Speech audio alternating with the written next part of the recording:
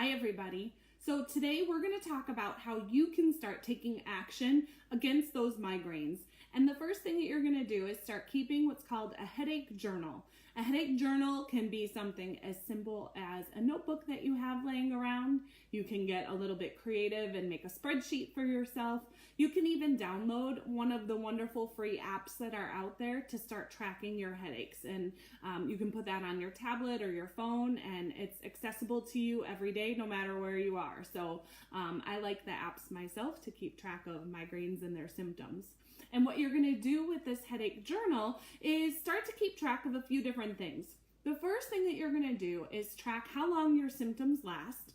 You're also going to look at what exact symptoms you're having. Where is your pain located? What does the pain feel like? And any other symptoms that you have going along with your migraine at the time, as well as the severity of your symptoms also. So that can be something like on a 0 to 10 scale. We've all heard that, where 0 is no pain at all, 10 is the worst pain that you've ever felt in your life. You can record the intensity of each of your symptoms also. And then you're going to record what you do to try to manage your migraine at the time. Do you take one of your meds, either prescription or over the counter? Do you just go to bed and lock yourself in a dark, quiet room, or do you try and ignore it and plow through your day? And also record how well those things work for you. Did it give you full relief of your migraine, or did it do absolutely nothing at all? And then you're going to also record things that you were doing prior to your migraine starting. Were you traveling? Was it a really rainy day outside? Did you try a new food? Did you go to a sporting event or a concert? All of these things are important information, because when we go back and look through your headache journal, we can start to identify patterns to your migraines as well as triggers of your migraine. And what you see in front of me today is unfortunately not for a party. That would be a lot more fun and exciting. But the things that are sitting in front of me today are all different types of migraine triggers. And food is one of those triggers. So migraines are associated with alcoholic beverages, particularly red wine. Sometimes even people are real sensitive to caffeinated beverages also. Chocolate, nuts, cheese. Am I ruining your day yet? These are everybody's favorite foods. And also, people can have migraines triggered by different additives in their foods also, particularly nitrates that can be found in things such as processed lunch meats, as well as MSG. And MSG can be found in a lot of fast food and in a lot of canned foods and sauces and things that we buy. So if you think that that is one of your triggers, start checking labels and reading them carefully, because nitrates and MSG are found in a lot of things that you wouldn't necessarily think that you would find them.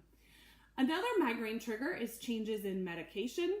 Also, situations sometimes that we find ourselves in where there are flashing lights, such as a concert, or some people are super sensitive even to passing emergency vehicles at night with their strobe lights flashing and emergency lights flashing.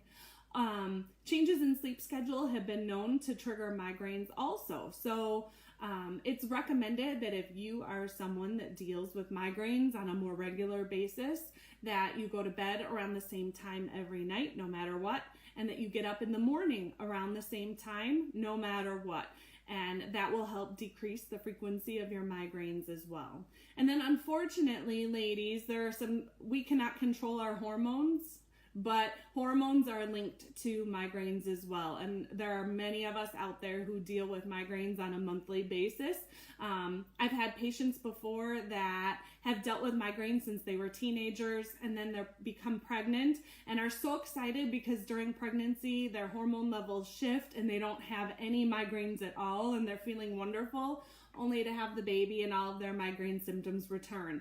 So while we can't necessarily change the hormones that we have in our body, we can start to track when we have our headaches and when we have our migraines, so that we can be more prepared to deal with them when they do happen. Also, people are sensitive to changes in the weather. So if there's a cold front coming through or a storm coming through, not only do people get achy joints, you hear about that all the time, but there are a lot of people out there that develop migraines as well. So start using that headache journal regularly, and then work with your healthcare provider, whether it's your doctor or your physical therapist, and start identifying what your migraine triggers are so that you can start avoiding those migraines, hopefully decreasing their intensity and being more prepared for when they're going to come around. So if you have any questions before the next video, please feel free to message me. I'm more than happy to answer all of your questions and comments. Otherwise, I'll see you soon for the next video.